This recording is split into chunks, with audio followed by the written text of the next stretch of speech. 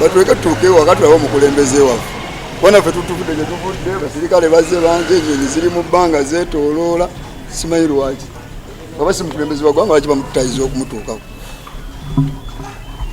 Kulembeze tulaba amagye kuva jjo wano mu kitundu geewuuba ag'ebyambalo ebya kkaki byesimanyi mannya kubyawula kati tumanyi ndaba patro nnyingi nesimanyi oba omukulembeze atuuse kuba ndaba nnyonyi mu bbanga nange njagala kutuuka wa mukulembeze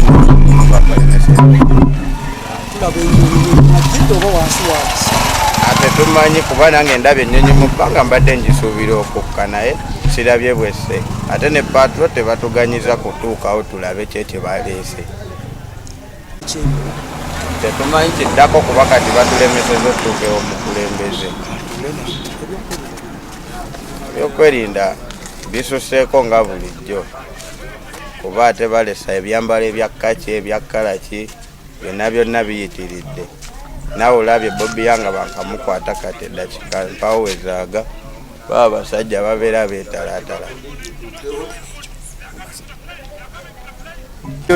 Bino byonna byonna nga biwedde zayina okuvamu entebe gyekyangiramu freedom come to those who fight and to those who cry. The more you cry, the more your people continue to die. So right to defend your rights.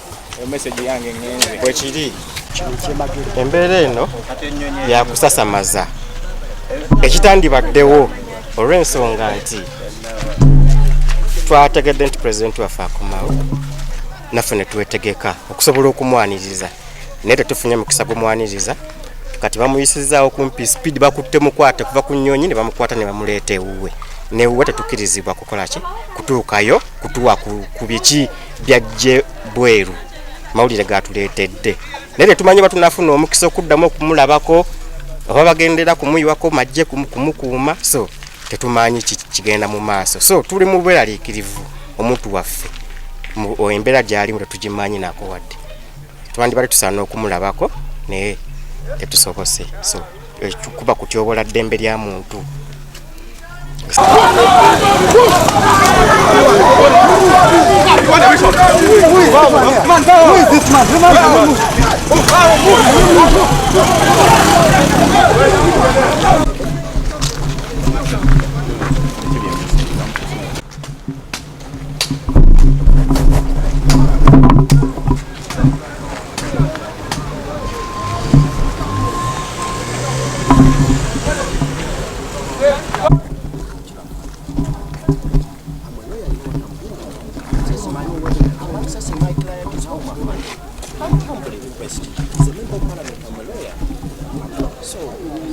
I think you should cite the law.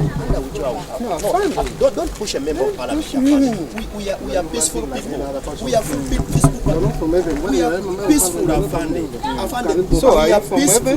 We are peaceful. All of us are watching Afande. He's a member of parliament. All of us are not from heaven. Don't push a member of parliament. We are very peaceful. Yes. Don't do that, Afande. We should follow the law. My brother. How the money to follow the law. But the commander said that we are going anywhere, Afande. Just to know that. We are going anywhere. But the commander until you cite the law. Wait for me. This is my card. He's a member of parliament. Member of parliament. Afande, we are here illegally. Afande, don't push me. Don't push me. Member of Parliament, Afande, you are pushing me. You are pushing Don't your push a boss. member of parliament. You are pushing You your have to boss. enforce the law, Afande. You can't respect me to allow me a member of Parliament at this level like others. But you can allow me. I beg you to allow me. Afande. I've shown you my card as a member of Parliament.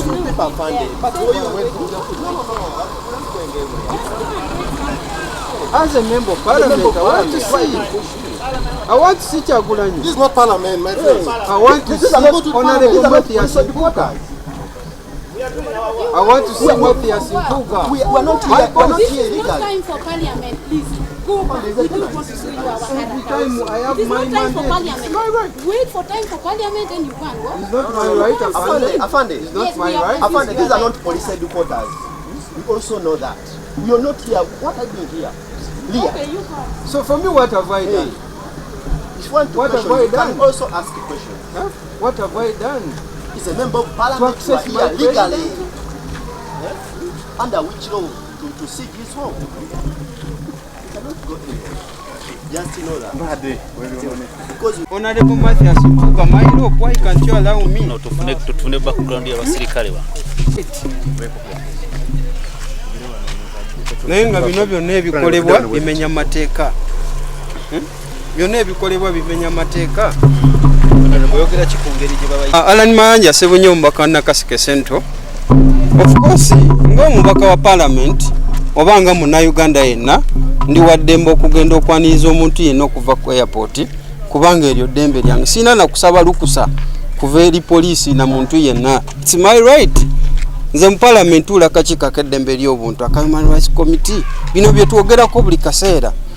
Abakuuma ddembe nga batyobola eddembe ly'abantu. Olwaleero toyinza kuŋŋaana kugenda kulaba Kyagulanyi. It's my right. Leader of opposition ali eno toyinza kuŋŋaana naye n'abantu bonna n'okuggyako nze nzekka naye n'abantu abalala bonna ddembe lyabwe okukuŋŋaana mu article ya 29 to assemble and to associate.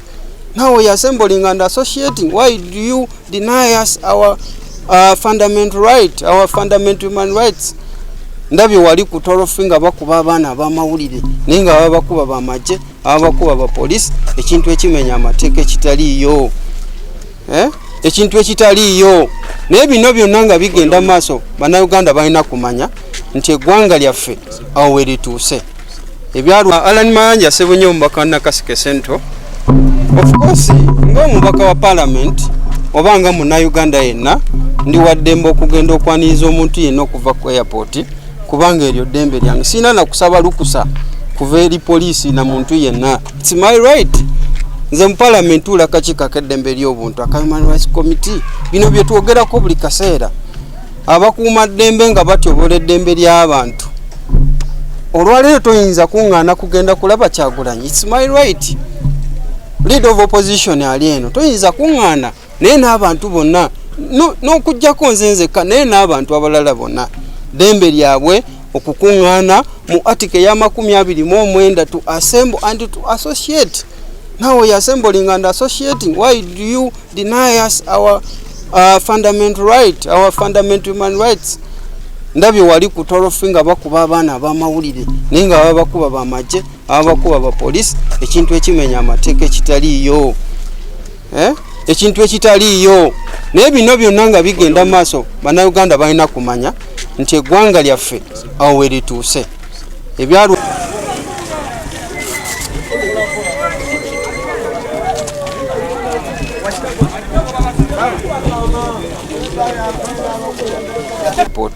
kubanga eryo ddembe lyange. Sina na kusaba lukusa kuva eri poliisi na muntu yenna. It's my right. Nze mu Parliament ulakakika keddembe ly'obuntu aka Human Rights Committee. Bino bye twogerako buli kaseera. Abakuuma ddembe nga batyobola eddembe ly'abantu.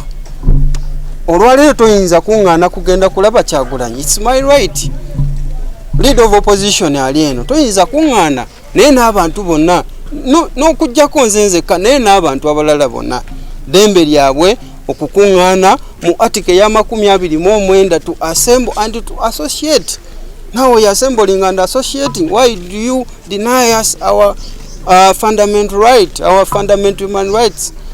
ndabye wali ku torofi nga bakuba abaana ab'amawulire naye nga baba bakuba bamagye abakuba bapoliisi ekintu ekimenya amateeka ekitaliiyo ekintu ekitaliiyo naye bino byonna nga bigenda maaso bannayuganda balina kumanya nti eggwanga lyaffe awo we lituuse ebyalwa